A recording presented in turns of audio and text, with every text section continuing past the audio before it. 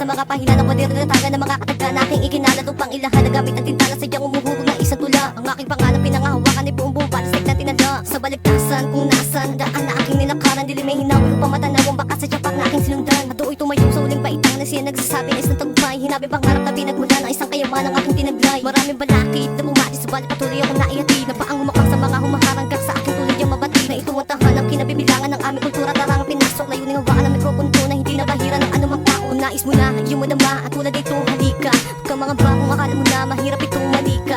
Musikang animoy obra ang aking pinapakita. Bawat letra ay sasalamin sa tunay na makata. Musika ang buhay na aking tinataglay.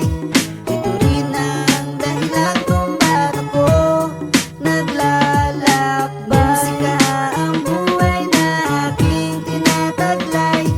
Ito rin ang dahilan kung bakit ako naglalakbay. Ito ang larangan aking hinawakan ay sendo madali sa aking dugo. Ang bawat mensahe sa loob ng talata ay umubog na respeto na ngayon lumago. Mula sa kanya, sa kanila na nagindaan sa isang katuparan na maibahagi ang musikang to na bigay ng pangalang hindi na dumisan. Itinakda ng aking kamalaran, tadhanang umukay sa dalawa kong palad. Sa pagkadalisod na tumayo at magsilbing mga aral sa muli kong paglakan. Musikang to, ilalahan ko kung bakit patuloy akong umaawit upang parating sa tagapakinig na hindi basihan ng malalim na isip o maisulat ang isang tulo. Nagipamagat sa pagsasalulo, kunti ang nablamin sa mga salita na iyong iginugit ang siyang simula. Dito mo malalaman ang kahulugang mababago sa iyong pagka-inosente. Ano may pagtuturo ng isang gurong mabalawak ang isip na kanyang estudyante. Aking pinalaya ang kaisipan maglakbay sa tunog ng musika. Hindi nagpasubilo pang maabot ang pagiging tunay na makata. Dahil dito ko nakita ang landas na gusto ko, kaya't patuloy sa pagsulat ng awiting ganito.